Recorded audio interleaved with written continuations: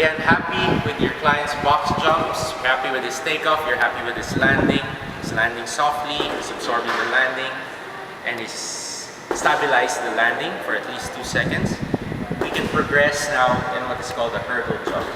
Now this hurdle is actually just about as high as this box, but the difference here is after jumping, the box does not absorb the force of the landing.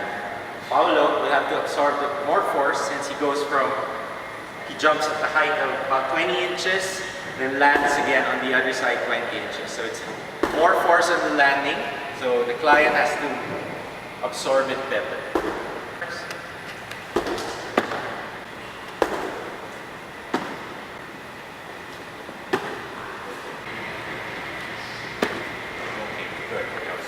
As you can see from that, the hurdle jump, although it's the same height as the box, is much harder than a box jump, just because he has to absorb a lot more force from the jump.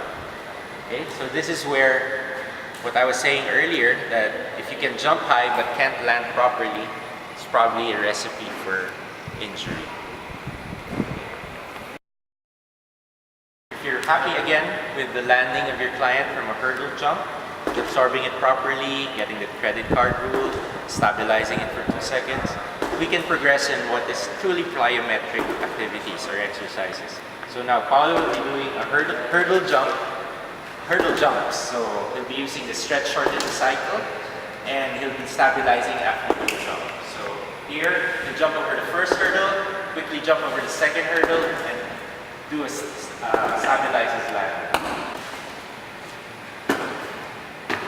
Paolo's pretty athletic, so we can actually get this higher. So we'll see. Okay, very good. Okay, very good.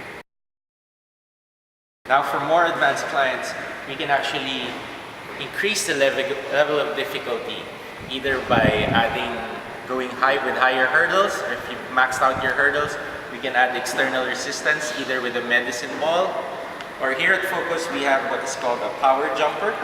So the power jumper attaches really quickly. So it's easy to use just to increase the level of difficulty for plyometric exercises. You'll probably see Paolo having a harder time, but he can do the same exact drill with an increase in difficulty.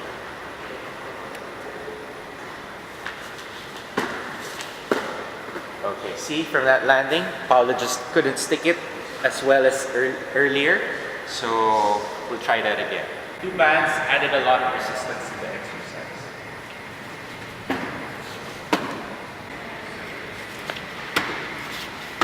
Okay. Aside from hurdles, you can also go back to the boxes we used earlier. So we'll show you what is called a depth jump. Earlier we did a box jump where Paolo just jumped from the floor onto the box. Now we'll step off one box, land on the floor, then jump on a second box. So it's a very demanding exercise, high intensity, and so you should use it with caution. So step off, quick off the floor, and up.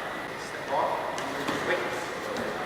So keep that hold. So even though we increased the intensity, we're still getting the 3 things we wanted earlier. So you can stand up.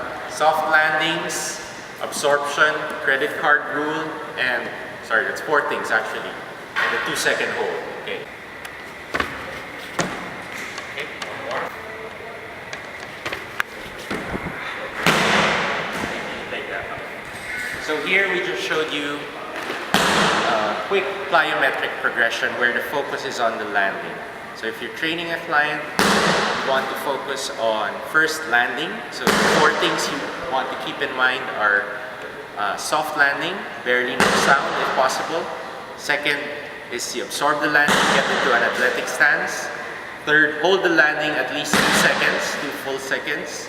And fourth, the credit card rule, which we showed you earlier. You want your heels off the ground or off the box, just enough to slip a credit card underneath.